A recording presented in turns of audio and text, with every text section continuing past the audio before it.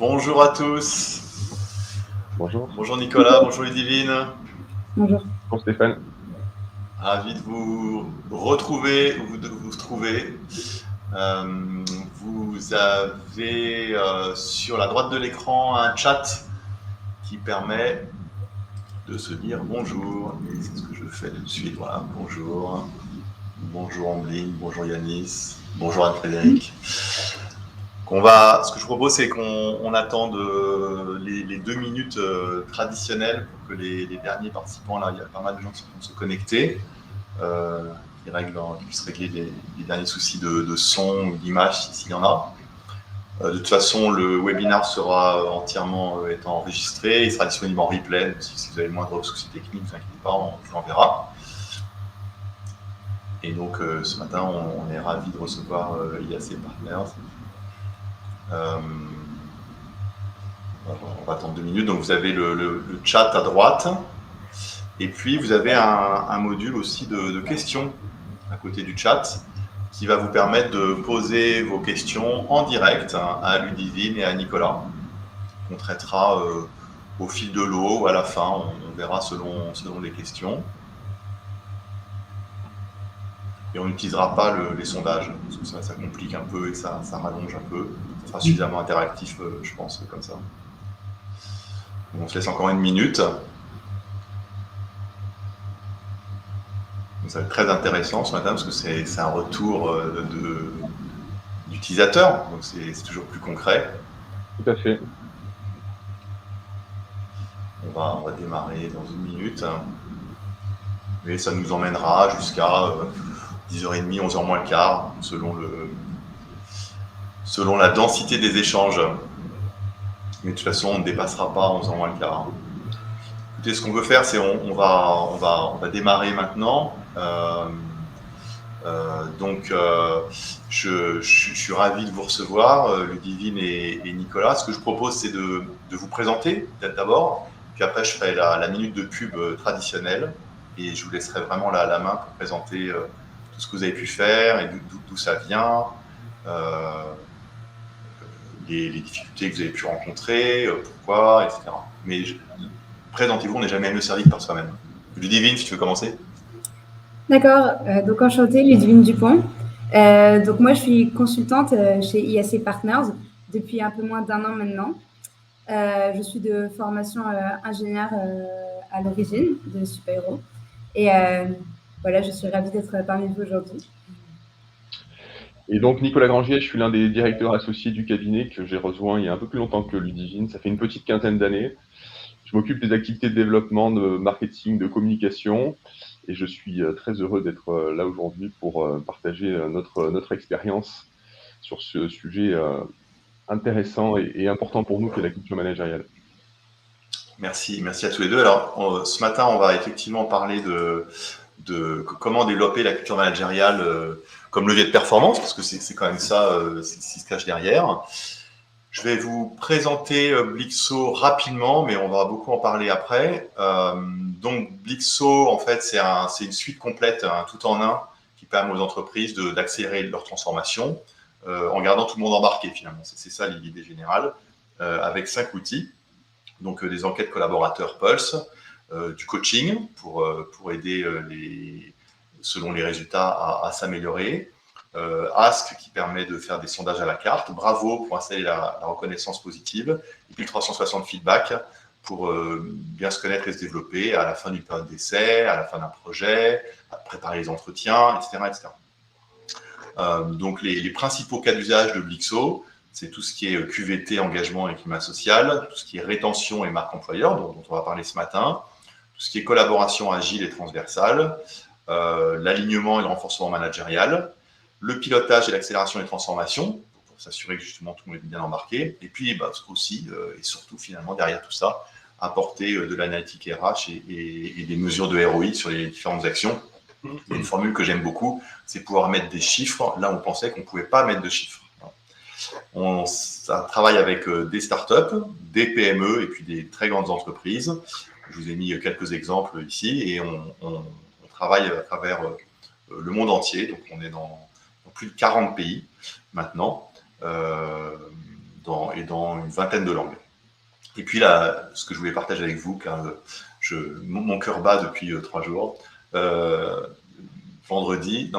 lundi, avant-hier, on était à Bercy pour un grand événement organisé par Cédrico, le ministre qui s'occupe entre autres des startups, parce qu'on participait à un événement, on rentrait dans le classement de French Tech Rise, qui consacre les 82 startups les plus intéressantes en dehors de Paris, voilà, dans les régions et les dom-toms.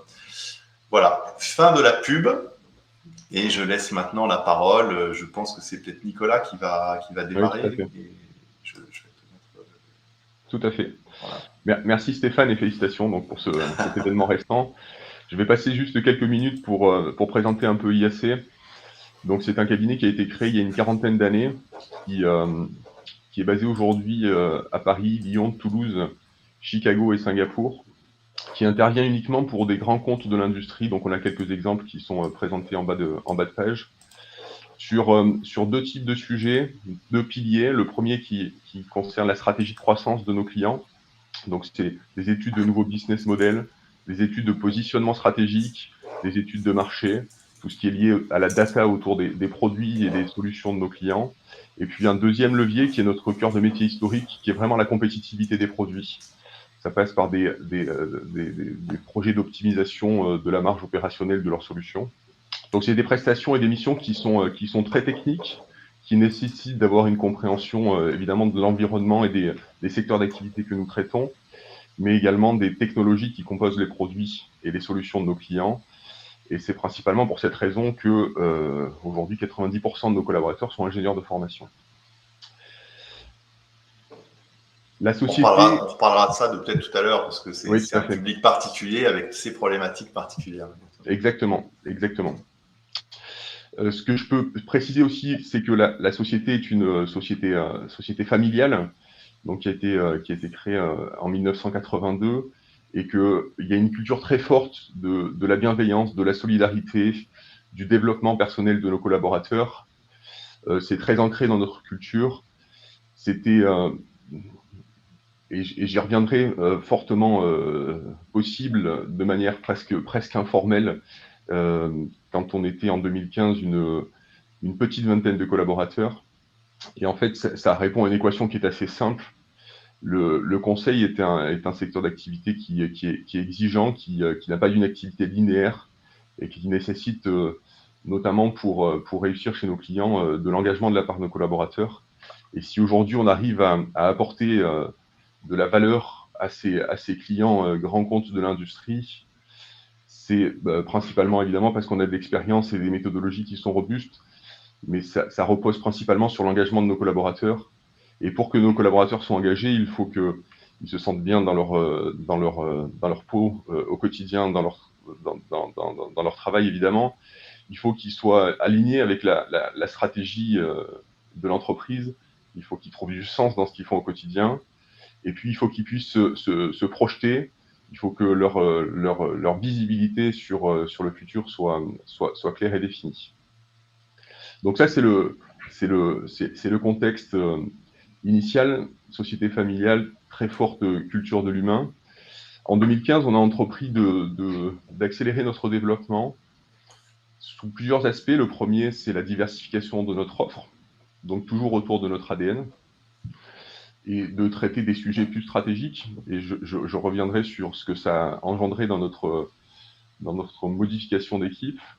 Et puis un deuxième aspect, c'est l'internationalisation. Donc on a ouvert des bureaux à Singapour, à Düsseldorf et à Chicago. Et donc cette accélération nous a fait rentrer dans une dimension qui a obligé toute l'équipe à se poser des questions sur est-ce que notre mode de fonctionnement, cette proximité qu'on avait jusqu'alors, qui rendait l'informel possible et la communication très fluide, est-ce qu'il est encore adapté dans cette configuration? Alors la réponse évidemment est non. Et non parce que le fait d'adresser effectivement de nouveaux pays, c'est de nouvelles cultures. Ce repositionnement aussi sur notre marché, l'attraction aussi ou l'attractivité de nouveaux types de profils, moins ingénieurs, notamment des collaborateurs, des nouveaux collaborateurs qui venaient de cabinets de conseil en stratégie de taille beaucoup plus importante. Et donc, il a fallu faire vivre un peu ces différentes approches. Donc ça, c'était un peu le premier constat, la nécessité de se structurer sur à la fois en termes d'outils, de gouvernance, de process, pour que ce qui était très naturel quand on était 20 personnes dans la société devienne systématique dans une structure de la taille qu'IAC a aujourd'hui. Et puis, il y a un deuxième phénomène qui nous a fait prendre conscience, et là, je vais passer plutôt sur le déclencheur, le choc brutal qui a été généré notamment par le Covid. Alors, ça a touché toutes les entreprises, hein, pas uniquement IAC, mais finalement, on est passé d'un mode de collaboration très direct où tout le monde se croise au bureau, tout le monde peut bénéficier de cet informel, des déjeuners, des cafés partagés, des pots ensemble le soir, avec une proximité très forte entre la direction et l'équipe, à un mode de collaboration beaucoup plus éclaté. Tout le monde était en télétravail, confiné. Et puis, le choc a été très brutal pour IAC. Et c'est vrai que la première priorité, notamment pour l'équipe de direction, c'était de trouver des solutions déjà pour survivre, et donc de se focaliser dans un premier temps sur retrouver de l'activité. Et comme la majorité de nos clients industriels ont été également arrêtés dans cette période-là, et je ne l'ai pas précisé, mais on travaille pour l'aéronautique qui a été fortement impactée. Donc on s'est retrouvé, pour le résumer en quelques mots,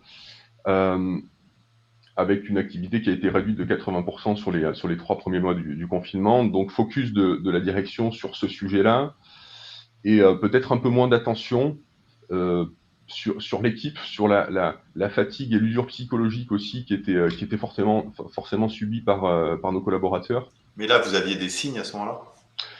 Alors, il y a effectivement des signes, mais qui sont moins facilement captables parce que on se parle plusieurs fois par jour, mais par visio. Et puis on parle boulot, en fait. On parle finalement assez peu de nos états d'âme dans ces moments-là. Exactement. Et comme on n'a pas l'habitude de traiter ce type de situation, il y a finalement des sujets très terre à terre, très basiques, très administratifs, qui prennent un peu le dessus sur l'humain. Et évidemment, le constat, c'était une usure qu'on pensait finalement qui allait disparaître d'elle-même quand il était possible de revenir au bureau. Et c'était pas si trivial que ça, parce que on a eu des activités très cycliques avec des pics de charge, des périodes de creux. Il y a eu plusieurs confinements qui se sont succédés. Et le problème ne s'est pas résolu tout seul. Donc on a profité finalement de ce déclencheur pour se poser 2 questions de fond.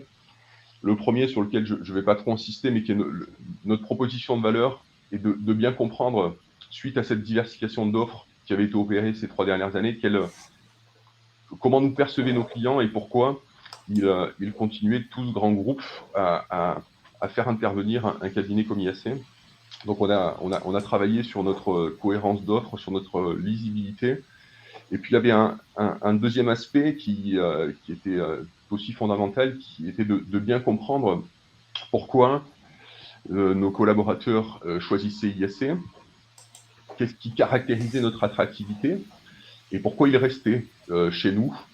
On a un turnover qui est vraiment très faible, en tout cas par rapport au standard du conseil. On est en dessous des 5%. Et donc, sans pouvoir vraiment le caractériser jusqu'à maintenant, on a pris l'action à la fois de faire cette introspection sur notre attractivité au niveau de la direction. Et c'était évidemment pas suffisant, parce que ça, il fallait le confronter aussi avec la vision de notre équipe, s'assurer qu'on était tous alignés sur cette vision. Et donc, c'est ça qui nous a amené à réfléchir sur la manière de capter cette information. Elle amenait surtout naturellement, parce que finalement, quand un partenaire va voir un consultant et lui demande pourquoi tu as choisi IAC, la réponse n'est pas triviale et c'est pas forcément évident d'y répondre. Donc on a choisi de se faire accompagner par une solution dont c'est le métier, de gérer ce type de situation. Donc on a constitué une équipe projet en juillet 2021 avec des collaborateurs à plusieurs niveaux dans la société, à la fois un associé, un manager et un consultant, pour évaluer finalement les différentes possibilités de servir cette finalité. Donc on a benchmarké, alors c'est un mot très conseil, on a comparé plusieurs solutions existantes sur le métier. Et puis excuse-moi de t'interrompre, vous aviez déjà dans le passé utilisé des outils de baromètre social? Pas du tout. D'accord. Pas du tout. Et d'ailleurs, quand on a présenté à notre équipe de managers la volonté potentiellement de déployer une solution de cette nature, on a eu quelques questionnements sur l'efficacité en fait d'un outil, en l'occurrence Blixo qui a été choisi, d'aller sonder la température et prendre le pouls de l'équipe de manière régulière, systématique. Et il y avait une sorte de crainte que finalement ça vienne un peu remplacer l'interaction humaine qui était notre force. Donc il y a eu un peu de communication et d'accompagnement à faire, mais assez rapidement c'est devenu très évident que ça ne remplaçait évidemment pas l'interaction humaine. Par contre, d'avoir encore une fois cette approche systématique, ça permettait aux collaborateurs de s'exprimer sans filtre. Et on reviendra sur les résultats de cette approche. On a des commentaires qui sont extrêmement constructifs et qui nous permettent vraiment de cibler quels sont les sujets prioritaires qui ont un impact direct sur l'engagement. Et c'est très concret. Et évidemment, ça ne remplace pas l'interaction, ça permet de recueillir de manière, en l'occurrence dans notre cas de manière mensuelle, quels sont les chantiers qu'on doit traiter en priorité. Oui, je dirais même que dans certains cas, ça permet de nourrir l'interaction. Parce qu'on peut parler de sujets finalement qu'on n'aurait pas forcément osé mettre sur la table. Tout à fait. Ou d'une actualité, voilà, c'est assez intéressant. Et l'autre jour, il y a un client qui me disait, moi, Blixo, ça me permet d'aller dans les usines, dans nos établissements, parce que j'ai des choses à raconter. Ça me donne de la matière à l'échange. Et ça, pour un RH, c'est super intéressant. Donc, ça va tout à fait dans ce sens. C'est bien. Oui, exactement. Je partage complètement. Et puis, l'intérêt aussi de travailler avec des professionnels de ce sujet qui ont fait l'effort finalement de comprendre quels étaient déjà les thèmes et comment les questions devaient être posées pour appeler et rapporter le maximum d'informations exploitables. Ça a une valeur qui aujourd'hui est évidente et qui nous sert beaucoup au quotidien. Donc on a effectivement constitué cette équipe projet qui a choisi assez rapidement la solution Blixo. On a ensuite communiqué sur ce qu'on attendait de ce déploiement. Évidemment, on a été challengé par l'équipe qui trouvait l'idée intéressante, mais qui ne voulait pas uniquement une prise de température sans action concrète derrière. Juste, est-ce que tu peux nous expliquer ce que vous avez fait quand tu dis qu'on a communiqué? C'était quoi? C'est un mail?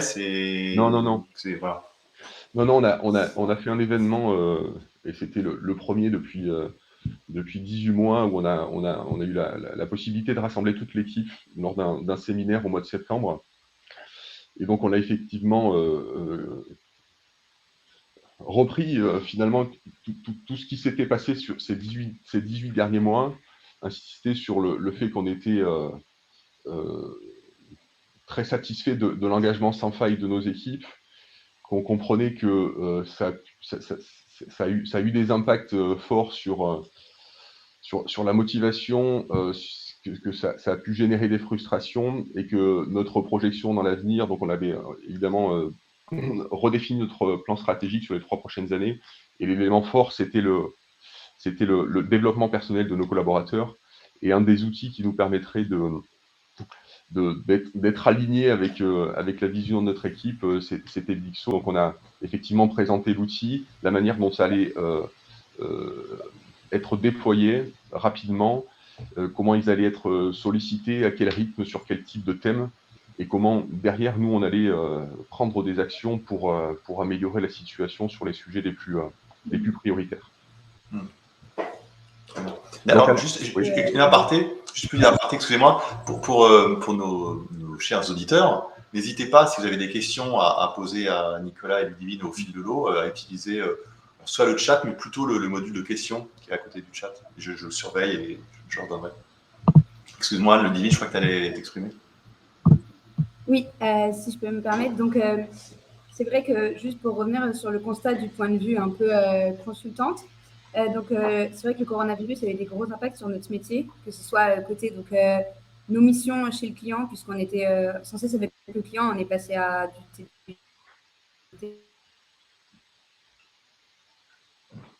Petit problème de débit, je pense. Oui, je pense aussi. Ouais, donc Nicolas, peut-être que tu peux reprendre la main et puis quand on récupérera Ludivine, on lui redonnera la parole. Et donc assez rapidement, enfin très rapidement à l'issue de ce séminaire, on a lancé la première campagne Blixo. Aujourd'hui, le rythme est mensuel. Et je détaillerai après sur les plans d'action et le type de sujet qu'on a traité. Il y avait notamment un sujet très important sur la communication. Donc on banalise. Je ne sais pas si Ludivine, tu es revenu. Tu nous entends? Non, a priori. Je pense qu'elle a un problème d'internet. Moi, ça me dit qu'elle n'a pas assez de débit. Ok. Donc on a aussi formalisé une journée, alors qu'il s'appelle Dream ou en français Rêve pour retour d'expérience et vie d'équipe. Donc on banalise une journée par mois aujourd'hui où on rassemble toute l'équipe d'IAC Partners et on traite plusieurs sujets, à la fois des sujets de communication sur la stratégie, sur l'activité, sur les recrutements, l'activité RH. On en profite pour faire des formations et pour faire aussi du mentoring de startups qui peuvent trouver de la valeur dans nos interventions. Et c'était assez important cette journée banalisée parce que dans notre mode d'organisation au quotidien, les consultants sont amenés à travailler sur plusieurs projets dans l'année, plusieurs missions et donc interagissent finalement avec plusieurs managers. On peut l'occasion de se retrouver sur des projets communs où toute l'équipe est impliquée. Et donc c'était une des premières actions, c'était de banaliser, de mettre un temps fort mensuel sur cette journée de Dream. Oui, excusez-moi, je suis vraiment désolée, ça ne m'arrive jamais. Donc, je voulais juste dire que, donc, en effet, comme a été dit, donc, le Covid a impliqué encore plus de besoin de communiquer entre nous. Et nous, on avait besoin d'échanger avec nos managers ainsi qu'avec le reste de l'équipe. On ne les voyait pas. Et comme on ne travaille pas tous ensemble constamment, on perdait aussi un peu cette connexion qu'on avait d'habitude au travers de Pause Café. Donc, on avait ce besoin de faire amener nos retours à notre management et d'avoir peut-être des retours directs et une communication assez claire. Et quand Blixo a été choisi, il nous a été présenté lors d'une de ces journées d'équipe. Donc, en amont, on nous a présenté qu'est-ce que c'était, qu'est-ce qu'on allait attendre de Blixo, comment ça allait être mis en place, ce qui était assez important pour nous puisqu'on savait du coup ce qui allait arriver. Et ensuite, donc on a eu ces questionnaires qui sont envoyés une fois par mois. Donc on a eu un premier questionnaire avec des questions qui sont anonymes et sur plein de thèmes qui nous concernent directement. Ça va être la valorisation, la satisfaction de nos missions directes, la diversité, la communication, même l'équilibre entre la vie professionnelle, la vie personnelle ou le comportement de nos managers directs. Et du coup, nous, ça nous permet de réfléchir aussi à des questions qu'on ne s'est peut-être pas posées, de aussi pouvoir faire des retours francs et directs. Et le vrai plus, je pense, c'est que suite au sondage, on a des vrais résultats concrets et on a des résultats qui nous sont présentés en équipe, dans les journées d'équipe. Et en plus, ils amènent à un plan d'action clair prioriser selon les résultats, avec des actions concrètes. Et du coup, nous, on voit comment est-ce que ça va être dénoué et pas juste un constat. Peut-être qu'on peut, merci beaucoup, c'est très intéressant d'avoir ton retour. Peut-être qu'on peut, alors maintenant ou un peu plus tard comme vous voulez, mais creuser un peu justement sur ces fameuses réunions d'équipe, comment elles se construisent autour ou avec Blixo, pour essayer d'être le plus concret possible pour les gens qui nous écoutent, s'ils veulent eux aussi utiliser cette méthode et ces bonnes pratiques dans leur entreprise. Bien sûr, je ne sais pas si Nicolas veut commencer, mais je sais que en fait, suite au premier sondage Blixo, il y avait des gros chantiers qui sont sortis prioritaires, donc où il y avait un impact sur l'engagement et il y avait un besoin de travailler selon les collaborateurs. Et ce qui avait été décidé, c'est que comme les réponses ne sont pas forcément triviales, on a formé des petits groupes de travail de volontaires, donc on s'est porté volontaire pour travailler dessus, sur les 3 thèmes qui sont affichés à l'écran, donc la diversité, le management et la communication. Et dans ces groupes de travail, on était donc des personnes, des managers, des consultants seniors, même la directrice des ressources humaines. Et l'idée, c'était, dans ces points en total volontariat, d'essayer de trouver ensemble des idées et des pistes pour avoir des actions concrètes qui vont améliorer ces points. Merci. Et tout à fait. Donc c'est des groupes de travail qui ont été constitués, si je dis pas de. Donc à partir d'octobre, donc sur les 3 thèmes qu'a décrit Ludivine. Et toi-même, Ludivine, tu es impliqué donc dans le premier groupe sur le sujet de la diversité. C'est cela. J'ai été donc volontaire pour travailler sur la diversité au sein de l'entreprise. Et c'est un thème qui est vraiment, on va dire, complexe, puisque il faut déjà être clair sur la définition, s'aligner sur le ressenti de diversité. Et donc, dans un premier temps, pour prendre des actions concrètes, il nous a fallu essayer de s'aligner ensemble, l'équipe, mais aussi toute l'entreprise, sur quel est notre ressenti de la diversité, comment on veut traiter ça. Et donc, du coup, on a créé un questionnaire concret pour tous les collaborateurs, pour en fait récolter les visions de la diversité en interne et le ressenti aussi. Et l'idée, c'est de pouvoir utiliser tout ça pour pouvoir amener une communication sur la diversité en interne dans l'entreprise. Et après, faire une grande liste d'actions avec toutes les actions sur la diversité qu'on a définies et qu'on a priorisées et à valider par le management pour pouvoir mettre en place nos actions concrètes et surtout être tous alignés au sein de l'entreprise. Je pense que c'est vraiment important, surtout sur ce type de pilier. Merci Ludivine. Effectivement, le second axe concernait plutôt le management. Donc de la même façon que sur le sujet diversité, il y a un groupe de travail qui a été constitué avec des volontaires à tous les niveaux de la société pour travailler sur le fond du sujet. Donc ce qu'il en est ressorti, c'est qu'il fallait renforcer la formation de nos managers et accélérer. On avait déjà des pistes pour déployer des outils d'aide au management. Et donc ça, c'est une action qui a été prise également, de mettre l'accent sur la formation et sur ces outils. Il y a un sujet qui est important aussi, qui est le mentoring. Comme je l'expliquais tout à l'heure, un consultant, dans l'année ou même dans un trimestre, peut être amené à travailler sur plusieurs types de projets et va interagir avec plusieurs managers, va avoir des objectifs différents en fonction de ces différentes missions. Et donc, il fallait un référent pour le consultant, pour le collaborateur, sur lequel s'appuyer, avec qui il peut potentiellement partager en toute transparence, qu'il ait un feedback assez direct de ce manager et qu'il puisse construire avec lui son plan de progression, son plan de développement personnel. Et donc, on a redéfini aussi le rôle de ce mentor pour lui donner un rôle central dans notre organisation. Et puis, il y a un troisième sujet qui est ressorti, c'est de développer finalement la culture du feedback. Et là aussi, les campagnes 360 qu'on va mettre en œuvre permettront à un collaborateur, peu importe sa position, d'aller capter du feedback à la fois de ses pairs, à la fois de ses managers, à la fois de potentiellement des consultants avec qui il interagit au quotidien dans ces campagnes 360, qui devront aussi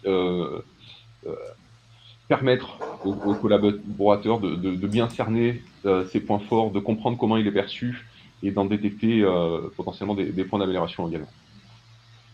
Ok. Merci. Je saute du coq à l'âne. Il y a une question de Marie-Claire qui dit je voudrais savoir comment. Alors, elle dit Ludivine, mais peut-être Lidivine, pardon. Non, Ludivine, c'est ça. Comment Ludivine a conçu le questionnaire sur la diversité. Est-ce que vous pouvez revenir un peu sur ce qui a été fait?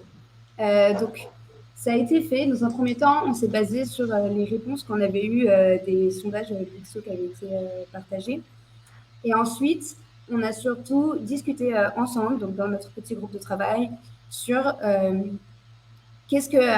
en fait, l'IAC Partners donc, a des objectifs de base concernant la diversité.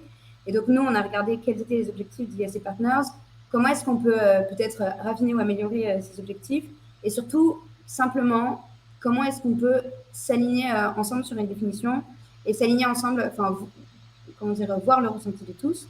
Et donc, ensemble, on a réfléchi à des questions, que ce soit sur la diversité en général, le ressenti en tout cas de diversité au sein de l'entreprise, et après sur donc, les actions concrètes que nous, on a établies, donc, soit en discutant avec des personnes, en discutant entre nous, ou même en regardant par exemple le kit diversité du gouvernement. On avait établi des pistes d'action et l'idée, c'est dans ce questionnaire aussi de voir si pour nos collaborateurs, elles sont aussi vues comme prioritaires ou s'ils voient des actions plus pertinentes à mettre en place. Donc l'idée, c'était vraiment de faire ce travail pour que tous ensemble, on puisse amener à un plan d'action, puisque c'est quand même un chantier qui a besoin en tout cas de l'alignement de tous les collaborateurs. Et c'est vrai que la diversité, c'est un sujet sensible, donc il faut déjà être capable de la caractériser, de s'assurer qu'on a collectivement la même vision de cette diversité. Il y a un premier élément de la diversité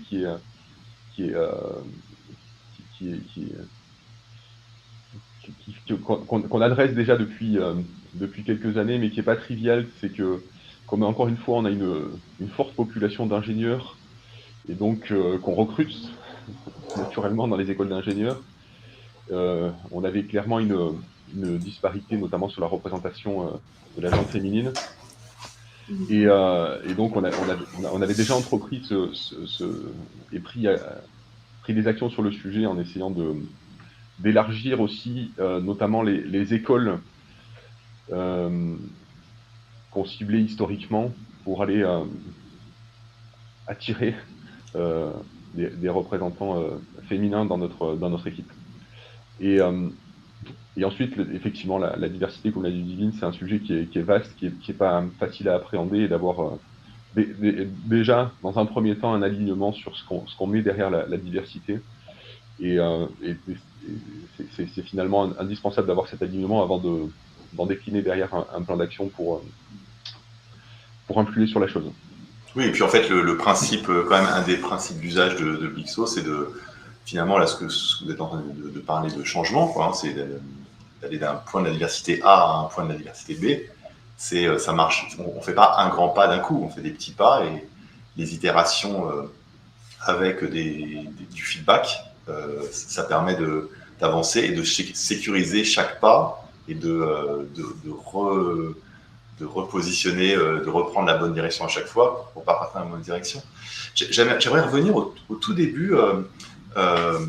Nicolas, tu nous as dit que vous étiez interrogé sur ce qui faisait que les collaborateurs venaient chez IAC Partners, et tu disais on a besoin de collaborateurs engagés, on sait que ce qui est important pour eux, c'est d'avoir une vision sur la visibilité sur l'avenir, etc. Est-ce que vous avez conforté ces opinions avec quoi, en quoi Bixo vous a servi ou pas servi, hein, je peux l'entendre aussi, sur ces sujets-là, de comprendre un peu les aspirations, pourquoi je suis là et qu'est-ce que j'attends de mon entreprise. Si, tout à fait. Bixo nous a permis en fait, c'est la combinaison de plusieurs éléments, et c'est ça qui est intéressant avec Bixo, on regardera un peu le détail de la manière dont ça se décline dans Bixo, mais on vient sonder plusieurs thèmes, et chaque thème est décrit ou potentiellement sondé avec plusieurs types de questions. Et en fait, la raison pour laquelle à la fois nos collaborateurs restent chez IAC ou décident un jour de rejoindre IAC, c'est des facteurs qui sont multiples. Il y a le sujet de l'intérêt des missions qu'on mène chez nos clients.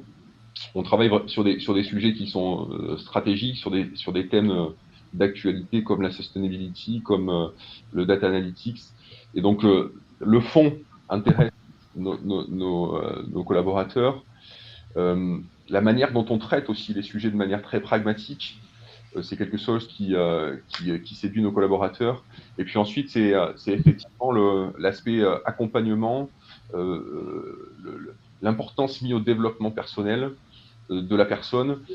Il y a un autre aspect qui était très important, c'est cette solidarité, cette entraide qui est très forte chez IAC. Personne n'est laissé sur le côté. Quand il y a une mission ou un projet qui est en difficulté, il y a vraiment toute l'organisation de manière assez naturelle qui se mobilise pour accompagner, pour aider les sujets en difficulté. Et donc ça a été confirmé dans les résultats de nos sondages Bixo. Et d'ailleurs, on a eu sur ces sujets-là, et c'est ça qui est intéressant, c'est de mesurer finalement sur chaque thème quel est l'impact sur l'engagement. Et ça donne une vision assez exploitable des sujets qui ont cet impact sur l'engagement, de notre positionnement sur chacun de ces sujets. Et donc, ça nous a conforté sur certains sujets. Et les groupes de travail dont je viens de parler, c'est les sujets qui avaient potentiellement un impact sur l'engagement, mais qui étaient en écart, ou en tout cas, les notes ne nous satisfaisaient pas. Et comme tu disais, Stéphane, au-delà de prendre la température à un instant T, c'est de mesurer aussi sur ces thèmes-là quelle est notre progression, parce que c'est ce qu'on vise, de progresser. Et de manière très concrète, les dashboards de Bixo nous donnent la réponse sur est-ce que la dynamique, est-ce que la tendance est bonne, est-ce qu'on prend la bonne direction, notamment avec les chantiers et les actions concrètes qu'on a décidé de dérouler, ou pas. Tu voulais montrer quelque chose tout à l'heure, tu disais? Oui, c'était sur ma présentation. C'était un extract du dashboard de Bixo. Donc on voit sur la gauche tous les thèmes qui sont adressés par les sondages, et dans chaque thème, plusieurs types de questions qui sont complètement personnalisables. Et c'est vrai qu'au début, on se disait il faut personnaliser ces questions, les mettre à la sauce IAC. Et la vérité, c'est qu'elles sont déjà bien travaillées, très bien formulées. Et donc, on a les thèmes sur la gauche, et sur la droite, on a la visualisation des résultats avec les notes de 0 à 10. Et surtout, ce qui est important, c'est quel impact ces thèmes ont sur l'engagement. Donc, bon, je ne vais pas dévoiler quel est le contenu qui nous est propre et mais rien que cette vision nous permet de savoir finalement quels sont les sujets sur lesquels on est plutôt bien positionné, les sujets sur lesquels il faut qu'on porte une attention particulière, et les niveaux de priorité sont donnés parce qu'on reste une société à taille humaine, et donc il faut être réaliste et pragmatique sur notre capacité à traiter tous les sujets. Donc il faut prioriser. Les 3 qu'on a vus précédemment sont ceux qui avaient un impact fort sur l'engagement et des notes qui ne nous satisfaisaient pas, et c'est ça qui nous a permis de cibler. Donc ça rend la chose très visuelle. Et effectivement, il y a d'autres outils dans Bixo qui nous permettent de mesurer, sondage après sondage, résultat après résultat, quelle est notre progression. Et on communique à l'équipe, donc sur ces fameuses journées Dream, les résultats de chaque sondage, et derrière le plan d'action concret. Et c'est vrai qu'on a vu qu'il y avait des groupes de travail sur des sujets de fond, mais tout ne nécessite pas de mobiliser une équipe entière. Il y a des choses qui sont très, très, très faciles à mettre en œuvre. On avait notamment, sur le sujet communication, une envie qui nous était remontée parce qu'il y a les notes et il y a également les commentaires qui sont faits par les collaborateurs, qui ont beaucoup de valeur. La nécessité d'avoir une newsletter mensuelle qui informe, et là aussi c'est le contenu défini finalement par l'équipe qui a répondu au sondage sur l'actualité RH, quels étaient les nouveaux recrutements, quels étaient même la situation personnelle de certains collaborateurs, quelles étaient les naissances pour les nouveaux papas et mamans de la société, et sur quoi travailler aussi concrètement chaque consultant, sur quel projet. Et donc c'est quelque chose qu'on a pu mettre en œuvre très rapidement, qui tourne aujourd'hui. Si je peux me permettre, je pense que oui, c'est vraiment le gros point positif pour nous, c'est vraiment que du coup, on se sent écouté, on nous pose des questions sur des sujets qui nous concernent directement. Donc, c'est pas des sujets, c'est assez personnalisé, quoi. C'est pas des sujets très, très hauts et que c'est vraiment sur le terrain. Et en plus, comme c'est suivi de présentation et d'action, on a vraiment une sensation et on sait qu'on est écouté sur voilà, des choses qui nous concernent. Donc, je pense que c'est vraiment un point positif que, par exemple, moi, j'ai pas trouvé, ou du moins, j'ai pas vu ailleurs. Écoutez, merci à tous les deux. Il est 42. Il n'y a pas de questions pour l'instant, donc je pense que c'est parce que tout le monde buvait vos paroles. Pendant que, donc, si vous voulez, on peut prendre une ou deux questions rapidement si vous en avez. Je vais juste. Alors, je partage mon écran. Voilà, juste pour vous dire, en attendant s'il y a des questions qui arrivent, vous dire, j'en vois une qui arrive là, vous dire qu'on organise d'autres webinars dans les prochaines semaines. Le 14 décembre, ça va être très intéressant, c'est dans le même esprit, c'est un retour de clients, c'est la Maïf qui va nous expliquer, c'est la DRH de la Maïf qui va nous expliquer comment ils ont revu leur dispositif d'écoute pour plus d'engagement et de performance. Le 13 janvier, on fait un partenariat avec Mo Quinquer qui on parlera santé mentale et burn-out. Quelles actions RH pour prévenir les RPS. Et puis le 18 janvier et le 27 janvier, il y aura 2 webinars, pour le coup 100% Blixo, sur pourquoi et comment utiliser le 360 feedback dans les RH et pourquoi et comment utiliser les enquêtes Pulse. Donc, il y a Coralie qui demande est-ce qu'on pourra recevoir le webinar avec plaisir. Ça sera fait et vous pourrez le télécharger si vous voulez. Je ne vois pas d'autres questions. Écoutez, je vais arrêter. Je pense que apparemment il y a un problème, je ne sais pas. En tout cas, vous m'entendez encore, Nicolas et Ludivine ? Oui, tout à fait. Ah, parce que j'ai un message d'erreur, pardon. Bon, écoutez, merci à tous les deux. Merci beaucoup. Merci Ludivine, merci Nicolas. C'était un plaisir de préparer ce webinaire et puis de l'animer ensemble. J'en ai ravi de travailler pour vous et puis d'entendre que ça sert à quelque chose. Je vous souhaite une bonne journée. Merci, très bonne journée Stéphane. Merci beaucoup. Merci, à bientôt. Au revoir.